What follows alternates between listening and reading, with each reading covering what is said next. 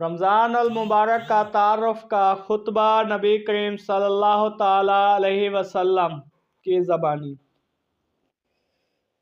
سیدنا حضرت سلمان فارسی رضی اللہ تعالیٰ عنہ ارشاد فرماتے ہیں کہ شعبان کی آخری تاریخ کو نبی اکرم صلی اللہ علیہ وسلم منبر پر تشریف فرما ہوئے اور ارشاد فرمایا، اے لوگو، تم پر ایک عظیم اور مبارک مہینہ نازل ہونے والا ہے، ایسا مہینہ جس میں ایک ایسی رات شب قدر ہے جو 1000 مہینوں سے بڑھ کر ہے، یعنی اس ایک رات میں عبادت کا ثواب 1000 مہینوں کی عبادت سے زیادہ ملتا ہے۔ اللہ تعالیٰ نے اس مہینے کے دنوں کا روزہ فرض اور راتوں کی عبادت نفلی قرار دی ہے۔ جو شخص اس مہینے میں ایک نیک عمل کے ذریعے قرب خداوندی کا طالب ہو، وہ ایسا ہی ہے جیسے دیگر مہینہ میں فرض عمل کرے، یعنی نفل کا ثواب فرض کے درجہ تک پہنچ جاتا ہے۔ جو شخص کوئی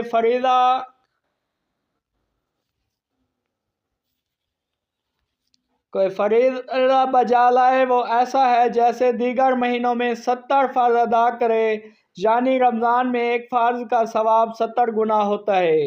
اے لوگو، یہ صبر کا مہینہ ہے اور صبر کا ثواب اور بدلہ جنت ہے، اور یہ لوگوں کے ساتھ مواسات اور خیر خواہی کا مہینہ ہے۔ اس مہینے میں مومن کا رزق بڑھا دیا جاتا ہے۔ جو آدمی اس سے مبارک مہینہ میں کسی روزہ دار کو افطار کرائے، اس کے گناہ معاف کر دیے جاتے ہیں، اسے جہنم سے آزادی کا پروانہ ملتا ہے۔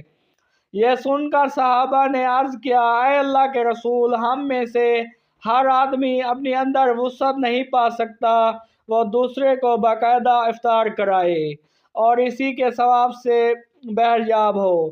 رحمت عالم صلی اللہ علیہ وسلم نے فرمایا اپنے جان نثاروں کو کہ ایسا جواب ان کی مایوسی خوشیوں میں بدل گئی۔ آپ نے فرمایا، اللہ تعالیٰ یہ انعام ہر اس شخص پر کرتا ہے جو کسی بھی روزہ دار کو ایک گھونٹ دودھ یا ایک عدد کھجور، حتیٰ کہ ایک گھونٹ پانی پلا کر بھی افطار کرا دے۔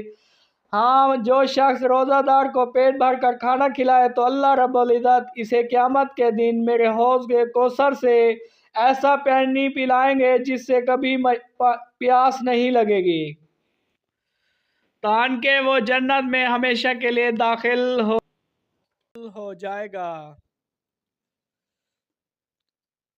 پھر آپ صلی اللہ علیہ وسلم نے فرمایا، یہ ایسا مہینہ ہے جس کا پہلا عشرہ رحمت، درمیانی عشرہ مغفرت اور آخری عشرہ جہنم سے آزادی کا ہے۔ جو شخص رمضان شریف کے روزے رکھے گا اور جو شخص اس مہینے میں اپنے غلام، خادم اور ملازم وغیرہ کا بوجھ ہلکا کر دے تو اللہ تعالیٰ اس کی مغفرت فرماتے ہیں اور اسے آگ سے آزادی دیتے ہیں۔ اے لوگو، اس مہینے میں 4 چیزوں کی کثرت رکھا کرو۔